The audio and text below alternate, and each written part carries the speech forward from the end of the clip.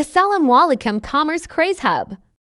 IT Governance Formal Framework. An IT governance formal framework is a set of principles, processes, and activities that help organizations to manage their IT assets and activities in a way that is aligned with their business objectives. There are many different IT governance formal frameworks available, each with its own strengths and weaknesses. Some of the most popular frameworks include 1. COBIT Control Objectives for Information and Related Technologies. COBIT is a widely recognized framework that provides a comprehensive set of guidelines and best practices for IT governance and management.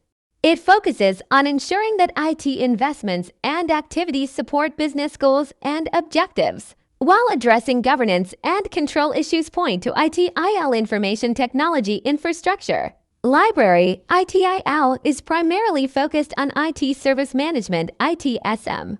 It offers a set of best practices for delivering and managing IT services that align with business needs. 3. ISO IEC 38500. This international standard provides principles for good corporate governance of IT. It offers guidance for boards and executives to ensure that IT is used effectively to achieve business goals while managing risks appropriately. Don't wait, start learning now.